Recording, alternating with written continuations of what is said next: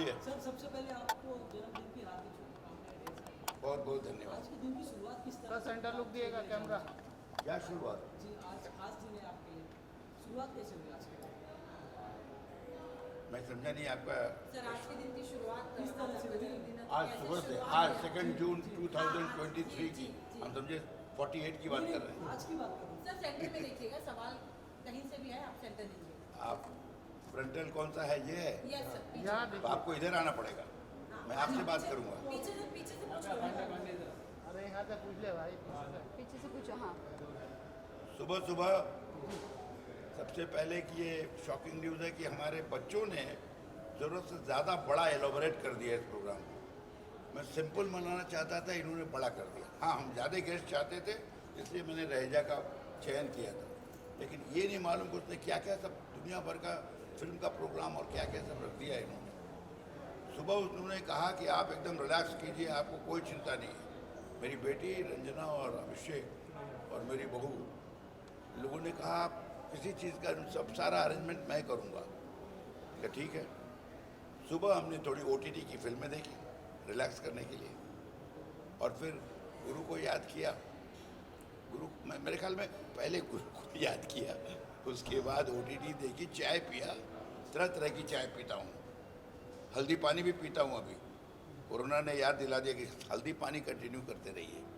दूसरी बात है, नींबू की चाय पीता हूँ। कुछ कड़क चीज़ें, एंटी डायबिटिक चीज़ें हैं आयुर्वेदिक, वो भी लेता हूँ। फिर चाय लेता हूँ गर्म पानी के साथ, फिर थोड़ा सा बिस्किट और चाय फिर लेता हूँ। सर, सबसे यही सब करता, जो डेली का रूटीन है वो किया मैंने। उसके पश्चात फ़ोन आने शुरू हो गए, हैप्पी बर्थडे। पुराने दोस्त हैं, कुछ ऐसे लोग थे जो एकदम जिनको काफ़ी सालों से हमने याद नहीं किया, उन्होंने याद किया मुझे। कुछ तो सुमन दुबे का क्रेडिट है, इन्होंने लोगों को कहा कि आप भूल गए क्या। ऐसी ऐसी आर्टिकल्स इन्होंने छपवाई है, क्योंकि जो आपके जैसे पत्रकार बंधु आए थे, उन्होंने मेरी ज़िंदगी 48 से लेकर, तभी तो मैं डर गया कि अब 48 से बताऊं कैसा शुरू हुआ, कैसे पैदा हुआ माँ की गोद से। मैं उनका जवाब देते देते कुछ थक सा गया, तो बच्चों को दे दिया कि इसका जवाब देना, और कुछ एक कॉल मेरे लिए छोड़ देना, उसका जवाब मैं दूंगा। सर 75 ईयर्स आप 75 आपके हो गए हैं, और साथ ही साथ 75वां इस बार ये भी होगा कि आज़ादी के भी 75वां साल है।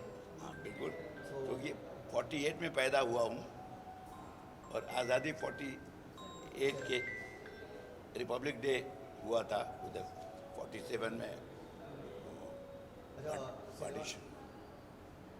बोलिए बोलिए। जो सिनेमा का जो दौर आपने उस वक्त देखा था और आज जो आज़ादी का जो उस वक्त का जो दौर था और आपका जो दौर है, उस बारे तो में काफ़ी आप भी जानते हैं, ये जनरेशन भी आपका बदल गया है। दूसरे पत्रकार बंधु हुआ करते थे, कुछ हैं कुछ नहीं है। एक आध हैं जो अभी मुलाकात होगी उनसे, उनको भी याद किया है। मैंने कोशिश ये की है कि इन 75 सालों में पूरे कैरियर में, मेरी ज़िंदगी में, मेरी बैंकिंग कैरियर में जितने लोग आए उनको याद करने की कोशिश कर रहा हूँ, उन्हें बुलाने की कोशिश कर रहा हूँ। इसलिए थोड़ा बड़ा हो गया है ये प्रोग्राम। तो साथ ही सिनेमा कुछ डॉक्टर्स हैं जिन्होंने मुझे इतने दिनों तक देखा, और सबसे बड़ी मेरी बीवी है जिन्होंने मुझे शादी के बाद से, जब से आई 82 से आज तक वो संभाल रही हैं, जिसकी वजह से मैं इतना काम कर सकता हूँ। चाहे 180 फिल्म कहिए, 34 सीरियल कहिए, 54 साल का थिएटर, ये आसान काम नहीं था। और हमारे फिल्म इंडस्ट्री के जितने वो आर्टिस्ट रहे हैं हमारे साथ, सबने मुझे कोऑपरेट किया, बहुत मदद की। जितना मदद किया उतना मेरे लिए बहुत था, मेरी नौकरी को संभाले रखने के लिए। उनकी वजह से मैं जहाँ नौकरी करता था उसमें मुझे काफ़ी प्रोत्साहन मिला, हर तरह से मुझे सपोर्ट मिला है। ईश्वर का सपोर्ट रहा, इसको कहते हैं ईश्वर का सपोर्ट, किसी न किसी के बहाने आता रहता है, वो सब कुछ मिला। मैं खुश हूँ कि मैं ये 75वां साल मना पा रहा हूँ, क्योंकि इसके बाद बच्चों का बर्थडे मनाना चाहिए। मेरा बर्थडे मना के क्या होगा, पर लोगों की डिमांड थी, हमारे वागले की टीम वाले भी चाहते थे कि मैं इसे मनाऊं। तो सब जितने लोग हो सकते हैं आएंगे शूटिंग करने के बाद। कुछ हमारे पुराने फिल्मी कैरेक्टर आर्टिस्ट हैं जो हमारे साथ काम कर चुके हैं। खेर साहब एक ज़माने में 82 में जब स्टार्ट किया था उन्होंने, तो उनकी भी याद आई, उनको भी छेड़ा। अपने सीरियल में ये दिलीप दोषी हैं, सतीश शाह है, शफी नामदार तो नहीं रहे, पर सुधीर पांडे भी आउट ऑफ स्टेशन है। जो लोग हमारे साथ काम किए, थिएटर के हमारे साथी, इप्टा के साथी, सब लोगों को याद किया है।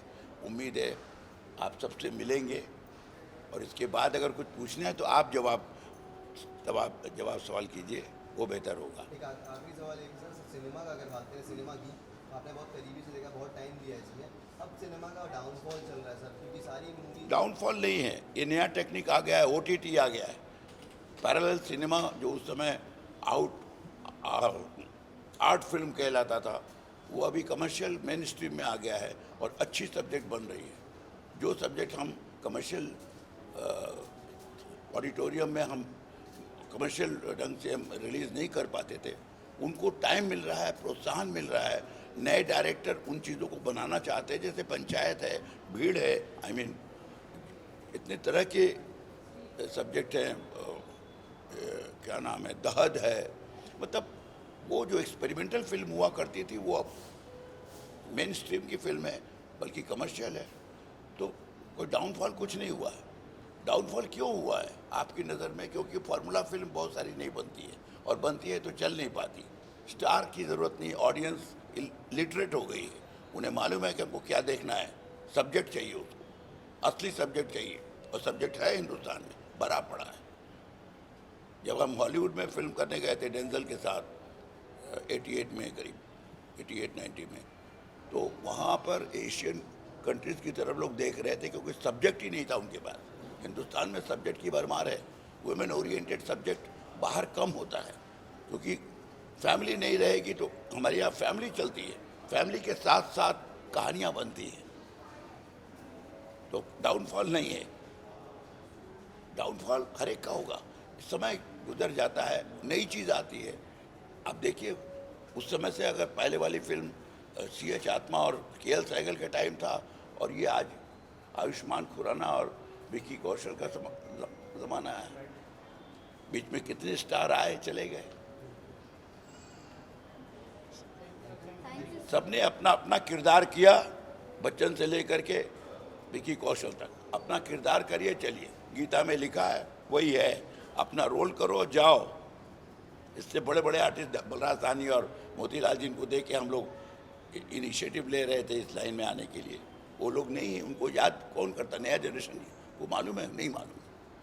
ये आप लोगों का काम है उनकी स्टडी करना, क्योंकि अब एजुकेटेड लोग आ गए हैं हर फील्ड में, इस लाइन में, मीडिया में हो, चाहे वो फिल्म इंडस्ट्री में हो, टेक्नीशियन हो, सब पढ़े लिखे लोग आ गए हैं।